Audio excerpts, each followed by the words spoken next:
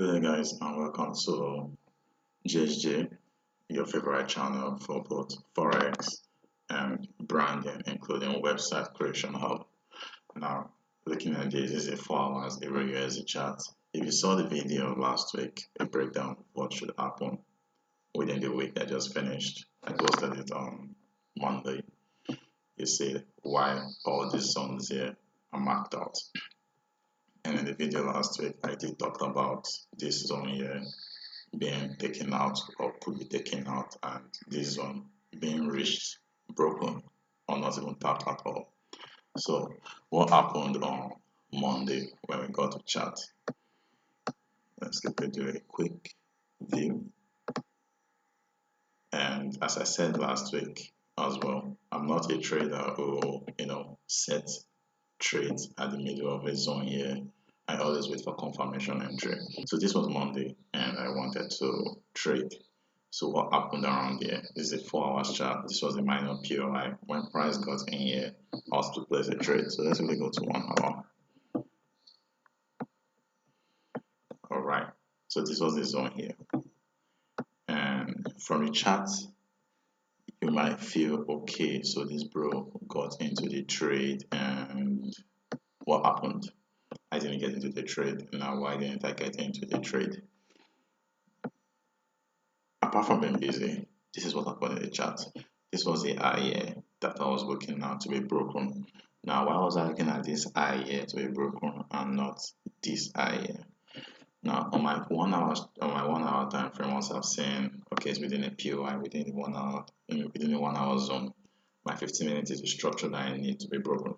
Now if I'm following structure, let me say price is already on a bearish turn and I also want to sell, and price got to a bearish POI. Since 15 minutes is already on a bearish move. Once price gets to a bearish POI, then I go down for 5 minutes. But right here, the price was looking like looking very bearish, and it got into this 1 hour POI. So if you check our 15 minutes,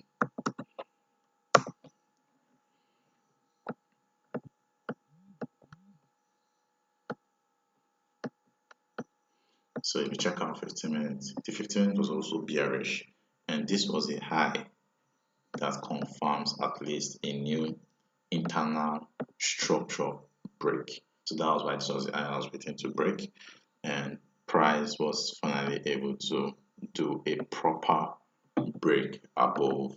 Now I don't count sweep, I count re-break above. Okay, now so this particular candle here only swept above this high. It didn't break it.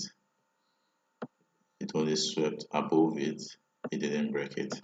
The next candle also didn't break it. It was this particular candle here that made the break of this high. Then this next candle took out this. Now my entry was around there. Normally I do enter either with sell limit or at market price. If this price are broken around here, and from this zone here down to this area is within my maximum pips of what I can risk personally, I take it through a market entry. But if I can't, I put my limit to where I'm anticipating price to go through. So this was what this where I was expecting price to at least come down here, and there was a fair value gap. I was hoping, okay, if price breaks above it, at least comes to this area here to mitigate. But price never did that on Monday.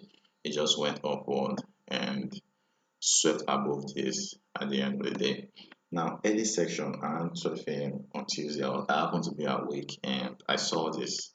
I wasn't looking at this from the 15 minutes. I was actually looking at it from the 1 hour. I don't just look at chart from 1 hour from 15 minutes alone. I go by time frames just for me to be guided to know exactly where I'm at. So on the 1 hour time frame, what do I see here? This zone here is called an hidden base, which came back here to fill up this imbalance, then closed around the zone before breaking this low. Right. There was a fair value gap between here and here that price responded to, and around that 3 o'clock. So I was looking around 3, and I saw this, and I was like, I drew this, and I was like, if a candle can close below this, I would like to set in an entry here. And the candle did, it goes around here. I sent my entry to this zone here.